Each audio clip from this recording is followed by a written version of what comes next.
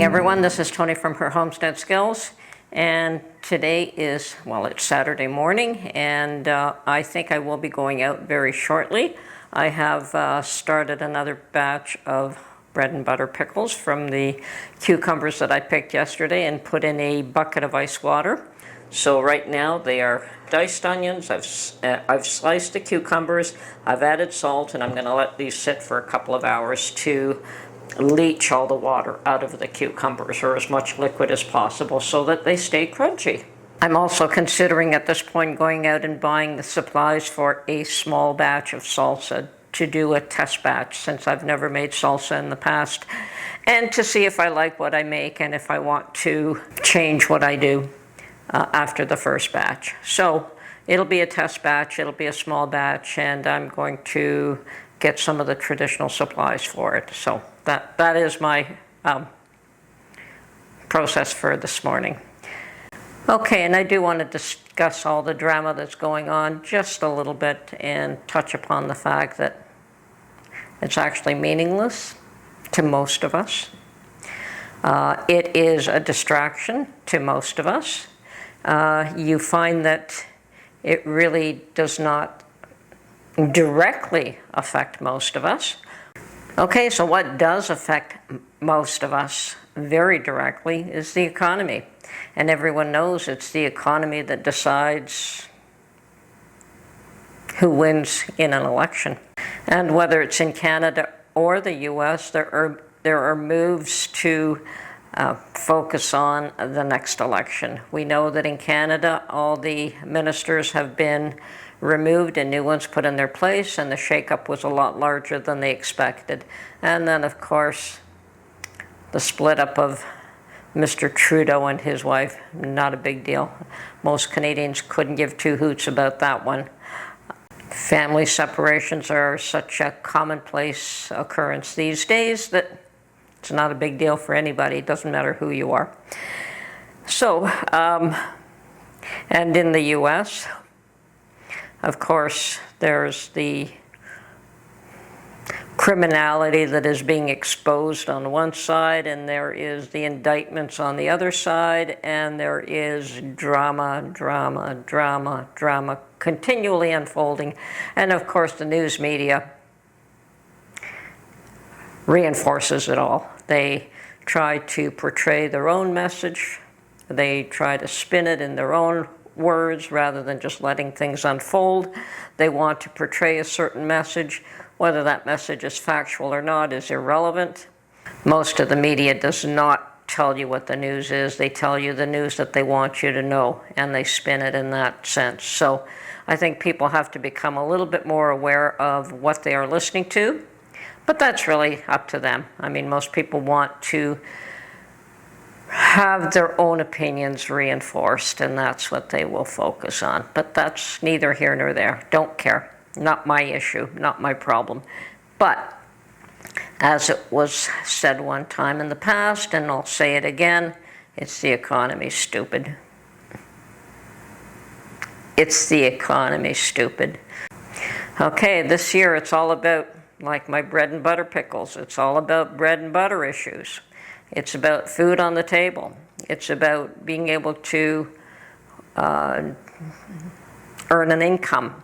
It's about being able to put a roof over your head. And it's about people that don't want to work but yet want everything given to them.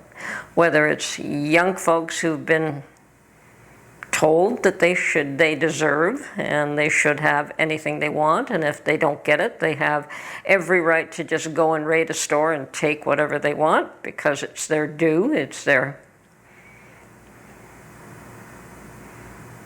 right to have what they want, and if you're not going to give it to them, they'll just take it.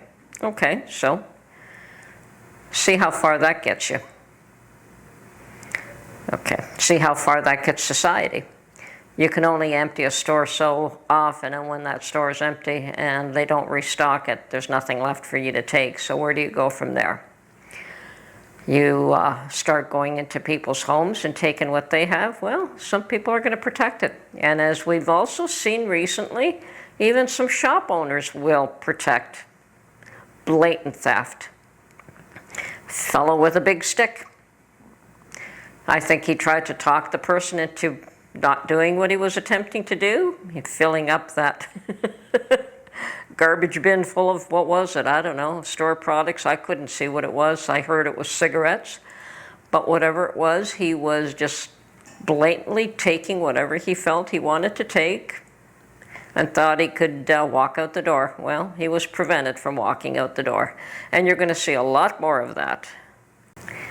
It only takes a small minority to start a snowball effect. We've seen that multiple times in multiple ways in multiple ideologies, whether it's the woke ideology that it only took a very small minority to push an agenda, and they took it as far as they can before other people that were of the larger majority started to fight back. We've seen that in the field of education. We've seen that in marketing issues. Okay, you can use your ideology to promote or not promote a product, and, well, that only goes so far too. You know, you can only split society in 2, 3, 4 ways for so long before the whole thing nobody trusts anybody anymore. And maybe they shouldn't. It's a sad state of affairs, but nobody wants to.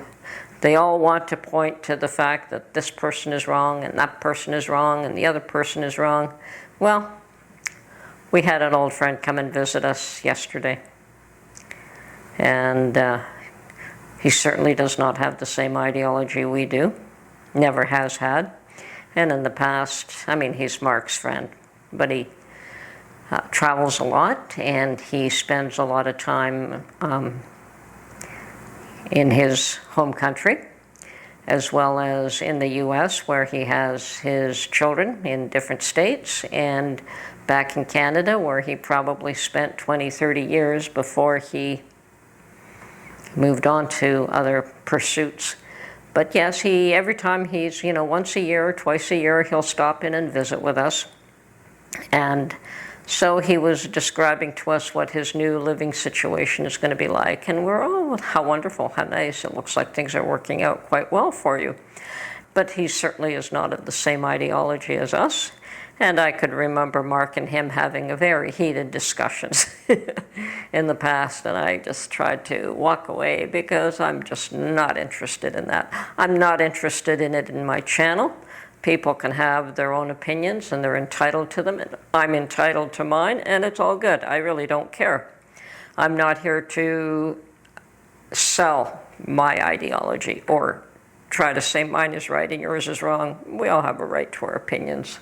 But I will state for a fact that it's got nothing to do with politics right now. It's got nothing to do with aliens right now. It's got nothing to do with health issues, pandemics. It's the economy. And if people don't get their together, they will pay the price for ignoring the fact that the economy is crashing, and it is crashing.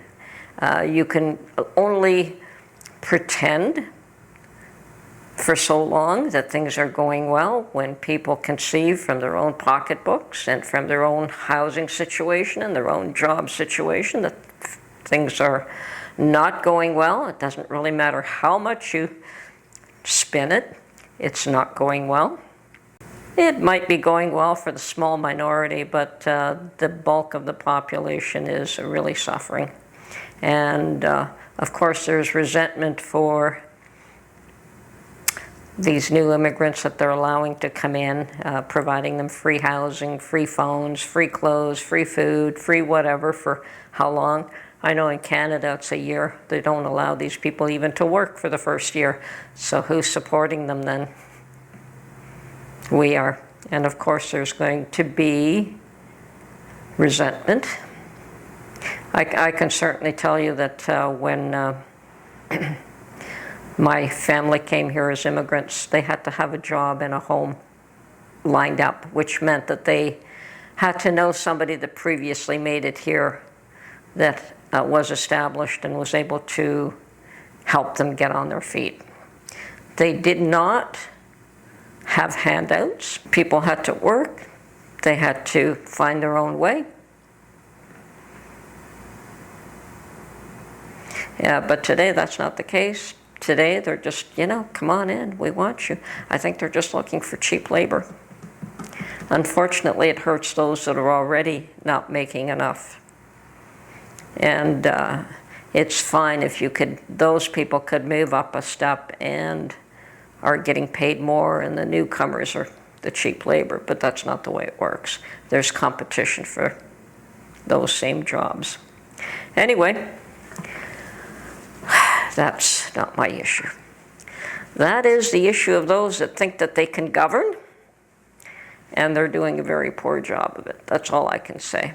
I've never seen a population more unhappy than I have in the last 5 years. Well, actually, since COVID. They certainly did a number on the whole world with that one. And I don't think they'll be able to pull that one off again. So, it's the economy, stupid. Bring the prices of gas down. Bring the price of food down. Bring the price of housing down. Stop spending money you don't have. We as individuals have to stop spending money that we don't have, or we go bankrupt. Simple. We are starting to think about our own security. We're starting to think about our own food security, some of us have for quite a while. As a matter of fact, it was never an issue to me until COVID. I always put up some food, but it was never quite an issue until COVID. And as Mark explained to his friend yesterday, he looked after certain issues and I looked after others. And as long as they didn't turn off the water and electricity, we would be fine. And to this day, I continue to put up more food. I have no idea how much I have. I definitely have to do a pantry sorting very, very soon, because bread and butter pickles, I've already got 19 pints, and I probably have another 4 happening now. And I have cucumbers. Okay, so I'll make as many jars as I need to. Nothing right about letting everything go to waste, or, I can give things away too. If I have more than what I need, I can certainly give them away. Anyway, people have to understand that what is important is that families are able to thrive. And I said families. I'm not saying individuals, I'm saying families. So mothers, fathers, children, the family situation has to be supported and has to thrive. If you don't want society to collapse, there is the backbone to your society. Sooner people learn that, sooner things get back on track. Anyway, this is Tony from Her Homestead Skills. See you on the next video. Bye for now.